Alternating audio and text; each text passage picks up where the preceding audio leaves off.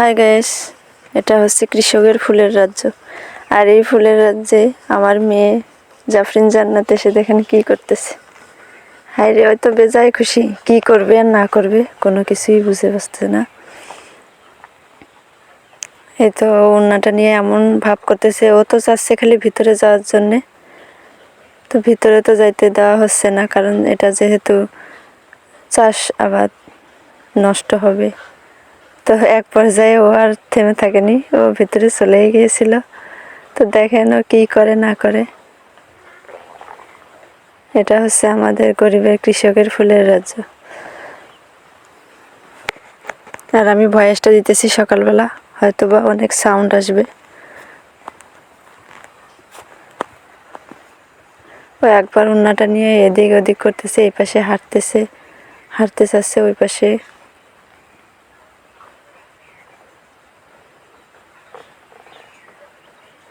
দেখেন ও কিভাবে পার হইতে চাচ্ছে। এক পর্যায়ে ওড়নাটা নিয়েই নিলাম। ও দৌড়াচ্ছে,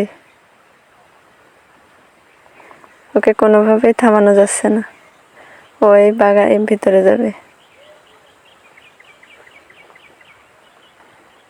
আসলে ক্ষেতটা আমাদের না, আর আমাদের হোক আর মানুষেরই হোক, যেহেতু এটা চাষ করছে, নষ্ট হবে, সেই জন্য ওকে ভেতরে দিতে যাওয়া হচ্ছে না।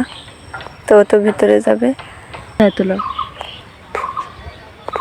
এক সময় ও দেখলো এই পাশে লেবু গাছ, তো এখন লেবুর ফুল ছিঁড়বে, সেই জন্য পাগল হয়ে গেছে। এখন ফিরবে, জানি না ও কখন কি করে বসে। বাবা দেখেন ও কি খুশি হয়েছে এখানে। এই যে এদিকে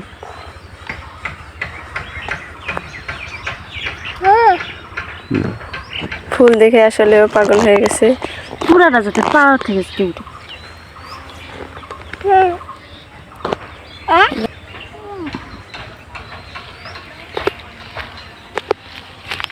ফুল দেখে ও পাগল হয়নি, ওর বাবাকে বলতেছে ওর বাবা পাগল হয়ে গেছে। একটা সময় এদিকে এসে দেখি ও ভিতরে চলে গেছে, পাগলা হয়ে গেছে। এখন ওনার এই পাশে হাইটে গিয়ে তো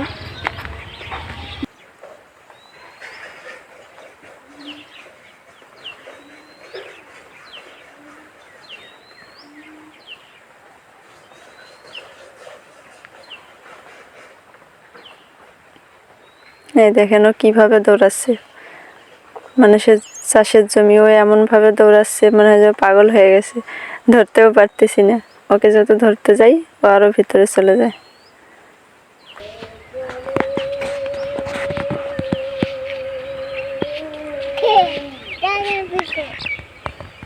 তো এক পর্যায়ে চলে আসলাম, ওখানে আর থাকলাম না।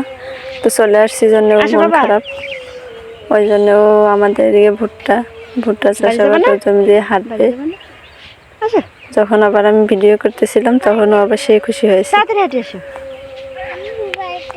তো আজকের মতো এই পর্যন্ত। সামনে আরো নতুন ভিডিও নিয়ে চলে আসবো আপনাদের সামনে। আল্লাহ হাফেজ। এদিকে তাকাও বাবা।